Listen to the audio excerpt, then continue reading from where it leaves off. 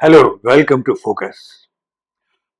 आज फोकस शुरू करने से पहले आपको एक वीडियो दिखाना चाहता हूँ। देखिए। Member for Edmonton Strathcona. Mr. Speaker, Canadians were shocked to learn that Indian Prime Minister Modi has been invited to the G7 meetings here. This is deeply troubling and hurtful for the Sikh community and for all Canadians that are concerned about human rights and foreign interference. And now we find out that the Saudi leader has also been invited. This G7 is becoming, honestly, it's becoming a showcase of tyrants. Will this Prime Minister rescind those invitations and make sure that the people coming to this G7 believe in human rights and believe in people, not profits? ये video Modi ji के G7 में जाने से पहले का था। ये जो पूरी कंट्रोवर्सी हुई क्यों हुई? शुरू में कनाडा ने, वहां के प्राइम मिनिस्टर साहब ने बहुत दिन तक मोदी साहब को G7 में बुलाया ही नहीं। कुछ अंदर की बातें रही होंगी। G7 में 7 देश होते हैं और 3-4 इन्वाइटीज मुल्क होते हैं। भारत पिछले कई सालों से लगातार एक इन्वाइटी के तौर पर जाता रहा है। वो सदस्य नहीं है G7 का, लेकिन इन्वाइटी के तौर पर जाता रहा है और जितने भी देश हैं उन सब से अलग अलग जो परमानेंट मेंबर्स हैं उनसे भी और दूसरे जो इन्वाइटीज आते हैं उनसे भी मिलता रहा है, ख्यालात एक्सचेंज करता रहा है। और मोदी जी तो हमेशा बड़े कीन रहे हैं, वो हर जगह पहुंच जाना चाहते हैं तो जाते रहे। और जो मोदी जी का तरीका है, जाते ही सबको बड़ी जोर से झप्पियां डालेंगे, गले से मिलाएंगे। साफ दिखता है बहुत से लोग तो खुश भी नहीं होते इससे, पर मोदी जी करते हैं। फिर हमेशा बीचों बीच आकर के सेंटर स्टेज लेने की कोशिश करते हैं। तस्वीरें भी हंसी आती थी। इस बार क्या हो गया? इस बार क्या हो गया वो आपने उसकी झांकी अभी देखी। ये जो एमपी थी, इन्होंने और भी बहुत सी बातें कही। मोदी जी का जो रिसेंट इतिहास है, जो उन्होंने अवहेलना की ह्यूमन राइट्स की, उसका जिक्र किया गया। जैसे मणिपुर है और भी कई जगह है जो दंगे हुए, जो जातियों के बीच में या धर्मों के बीच में जिस तरह से विवाद बढ़ाया जा रहा है, लोगों में हिंसा पनप रही है, नफरत पनप रही है, ये सब बातें छिपी नहीं रहती। ये सब बातें आज की दुनिया में क्षणों में पहुंच जाती है दूसरी जगह। और मोदी जी को बड़ी गलतफहमी है कि सब उनसे बहुत मोहब्बत करते हैं, दीवाने हैं, उन्हें विश्वगुरु मानते हैं, उनका इंतजार करते रहते हैं। इस बार के इस G7 विजिट में पूरी कलाई खुल गई मोदी जी की, क्योंकि जैसा कि आपने वो वीडियो का पहला हिस्सा देखा, ऐसी स्थिति में, ऐसे विरोध में मोदी जी को पहले तो इनविटेशन ही नहीं दी गई, क्योंकि इस बार मेजबानी कनाडा कर रहा था और ये वो कनाडा की पार्लियामेंट का ही सीन है। फिर अंततः कुछ जाकर के प्रतिनिधि हमारे भी बोले होंगे, जो उनका तरीका है हमारे सरकार का। ट्रंप के साथ भी यही किया था, समारोह होना था तो इनविटेशन आखिरकार दी गई भारत को, पर बड़ी लेट आई। सबने सोचा कि शायद मोदी जी इसी बहाने से अब शायद ना जाए, क्योंकि उन्हें मालूम है उनके प्रति लोगों में कोई मोहब्बत नहीं छलक रही है, पागल नहीं बैठे, तो शायद नहीं जाए। और ऐसा कुछ मीडिया में ऐसी खबरें भी फैलाई गई कि maybe Modi ji will not go. पर मोदी जी ना जाए ये कैसे हो सकता है? उन्हें तो हर बार ये गलतफहमी रहती है, नहीं, वो तो एक झटके में सबको खुश कर देंगे, सब उनकी शक्ल पे पागल हो जाते हैं, उनके एक वाक्य पे दीवाने हो जाते हैं। तो वो उन्होंने जाना तय कर लिया। यहाँ से 3 मुल्कों में गए वो।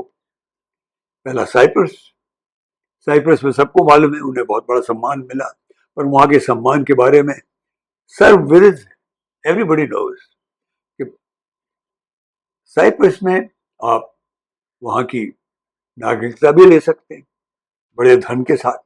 धन, the wealth, the money plays a very big role. So उनको एक सम्मान भी दिया गया, काफी ऊंचा सम्मान साइप्रस का। पर अब उसकी जो कंट्रोवर्सी है उसमें हम नहीं जाएंगे, क्योंकि वो कोई बड़ी चीज थी भी नहीं। परसों मोदी जी कनाडा गए, कल वहां थे, और कमाल की चीज ये हो गई कि ये जो विरोध था, पहले तो इसकी पेशकश हुई और इसका सफाई दी गई। वो हिस्सा भी आप देख लीजिए किस तरह से कनाडा के जो फॉरेन मिनिस्टर हैं वो एक भारतीय बैकग्राउंड की हैं, महिला हैं, उन्होंने उसका जवाब दिया था। ये पेश है दूसरा पार्ट उस बहस का जो भारत को लेकर कनाडा की पार्लियामेंट में हुआ था। Honorable Minister of Foreign Affairs. Mr. Speaker, the Prime Minister and I have spoken with our Indian counterparts, and there has been an agreement for continued law enforcement dialogue. I will say, Mr. Speaker, that the G7 is a critical forum for global leaders to have productive and frank discussions. The RCMP's independent investigation is ongoing, and in this country, the rule of law will never be compromised. We will always stand up for the safety and security of Canadians. Thank you. ये जो हिस्सा आपने देखा, इसमें समझाने की कोशिश की गई है कि कनाडा अपनी जो उसका चरित्र है, उसकी जो धारणाएं हैं ह्यूमन राइट्स वगैरह के बारे में, उसमें बिल्कुल कंप्रोमाइज नहीं करेगा। मोदी जी पहुंच गए, पर ट्रंप साहब तो उनसे पहले ही निकल गए। ट्रंप साहब, जैसा कि सब जानते हैं, कम से कम 14 बार ये बात कह चुके कि भारत और पाकिस्तान के बीच में युद्ध मैंने रुकवाया, सीज फायर मैंने करवाई, ऑर्डर दे के करवाई, और ये धमकी देकर करवाई कि अगर आप नहीं करेंगे दोनों देश, तो मैं व्यापार आपके साथ नहीं करूंगा। व्यापार के डर से दोनों देश मान गए, भारत एकदम मान गया। ये कंट्रोवर्सी चलती रही, 37 दिन हो गए, आज तक मोदी जी ने इसका कोई प्रतिरोध नहीं किया था। शायद वो उम्मीद कर रहे थे कि ट्रंप साहब को वहां समझा सकेंगे, पर ट्रंप साहब तो उससे पहले ही निकल गए। और उनके जाने से पहले, निकलने से पहले, एक जो तस्वीर ली गई ग्रुप की, जिसमें एक दो गेस्ट भी हैं, वो आप देखिए, वो वीडियो भी देखिए।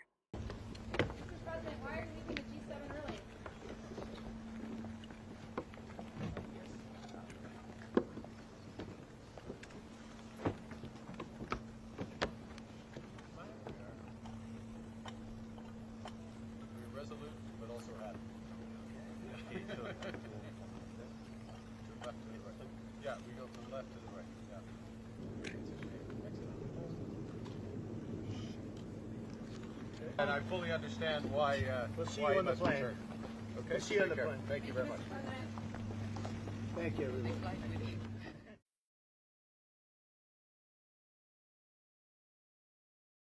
जैसा कि आपने देखा, इसमें G7 के 7 देश हैं और जो गेस्ट हैं वो भी हैं, लेकिन मोदी जी कहाँ हैं? है ही नहीं। और आज कुछ तस्वीरें ली गई होंगी फिर से, उसमें कहीं कहीं मोदी जी को भी दिखाया गया होगा, लेकिन ये मेन तस्वीर थी क्योंकि इसमें ट्रंप भी है। और इसके बाद में ट्रंप तो वहां से रवाना हो गए, मोदी जी का इंतजार भी नहीं किया उन्होंने।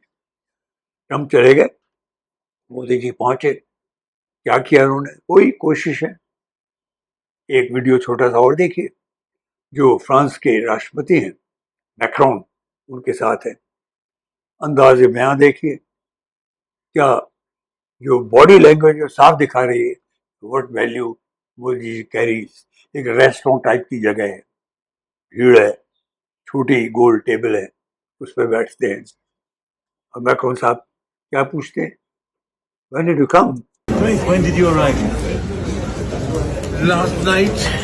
इतने बड़े देश का प्रधानमंत्री आता है, इतनी बड़ी डेमोक्रेसी का लीडर, और मैक्रोन साहब को ये पता ना हो, ये खबर ना हो, ये जिक्र ना हुआ हो, कैसे उन्होंने ये पूछ लिया? बड़ी सीधी सी सिंपल सी बात लगती है, सिंपल सा सवाल है, When did you come? कब आए आप? ये कह के उन्होंने मोदी जी को और उनकी अहमियत बता दी।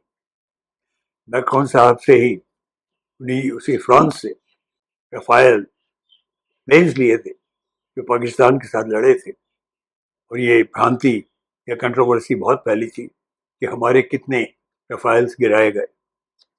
We'll not go there because we have already made the videos.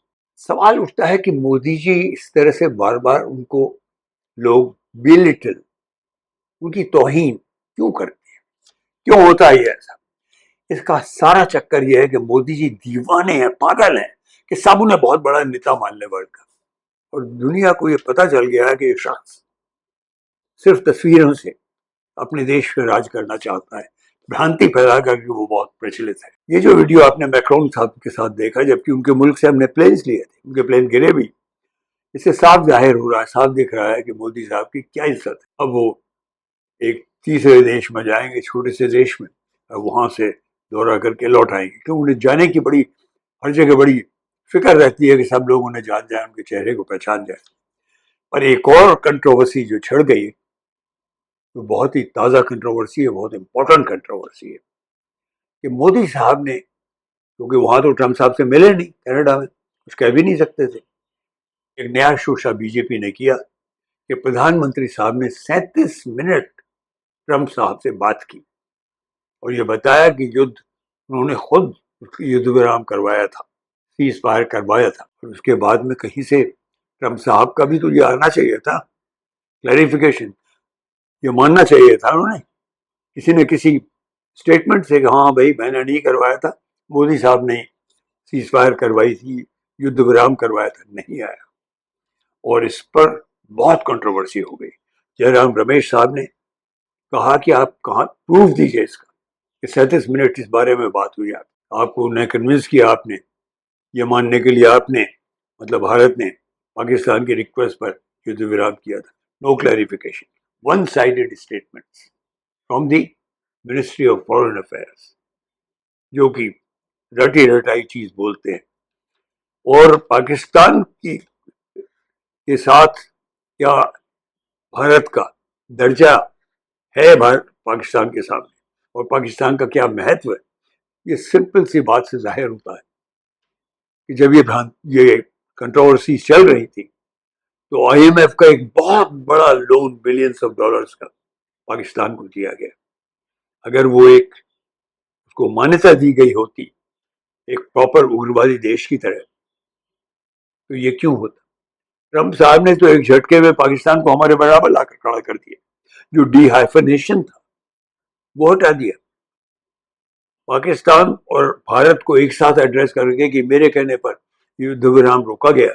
Shimla में जो वार्ता हुई थी जिसमें यह तय हो गया था कि द्विस्तरीय बायलैटरल टॉक्स होंगी भारत और पाकिस्तान के बीच में, अगर कोई युद्ध होता है या कॉन्फ्लिक्ट होता है उसकी छुट्टी कर दी, तेल कर दिया उसे। और अब फिर ये कहने की कोशिश की जा रही है कि 37 मिनट बात करके भारत ने फिर से अपने आप को उसी स्थिति में लाकर खड़ा कर दिया और ट्रंप साहब मान गए। Where is the proof? That's what Jairam Ramesh है, एक MP है बीजेपी के, बड़े मोटे से, और पता नहीं कहाँ से बोलते हैं वो, राजीव चंद्रशेखर साहब, और एक और हैं, और भी नमूने, वो है निशिकांत दुबे। निशिकांत दुबे की भाषा ही अब चंद्रशेखर साहब बोलते हैं, और चंद्रशेखर साहब के बारे में सबको मालूम है, वो एक प्रोपेगेंडा चैनल चलाते हैं, उसके मालिक हैं रिपब्लिक। उन्होंने बहुत अटैक किया कांग्रेस के ऊपर कि जब कह दिया कि भाई बात हुई थी तो मानते क्यों नहीं। लेकिन इसी दरमियान एक और चीज होती है, आसिफ मुनीर जो पाकिस्तान के आर्मी चीफ है, उनको ट्रंप साहब इनविटेशन देते हैं।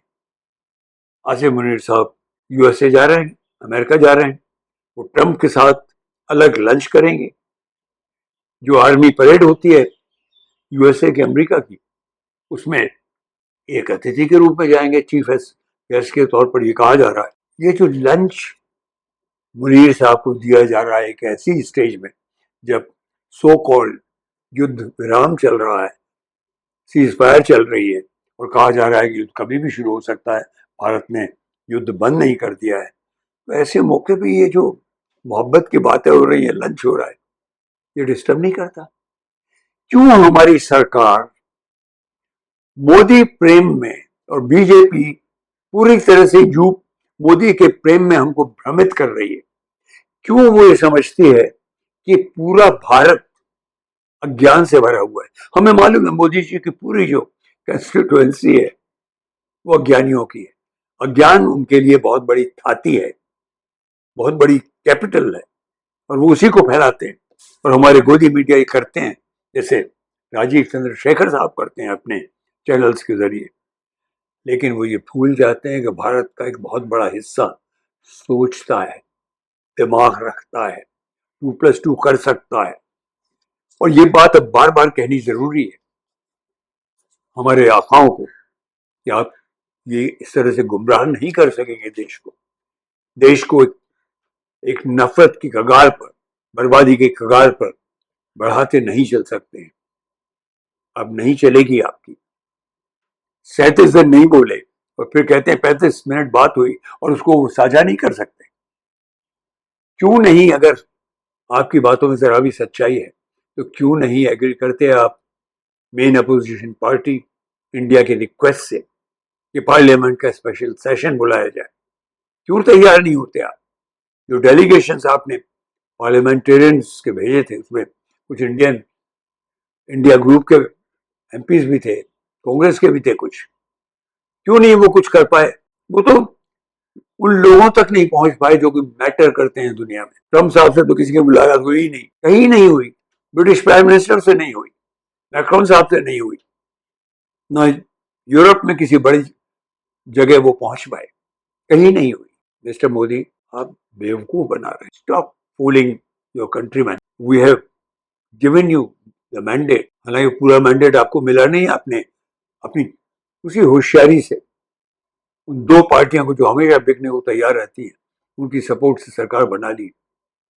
Can't you be just simply grateful to this country sir? Will you please stop fooling us? आप फेल हो चुके हैं मोदी साहब। You better accept this, otherwise the nature, the democracy of India जिसे आप तोड़ते रहते हैं, ये आपको सबक सिखाएगी सर। आज इतना ही।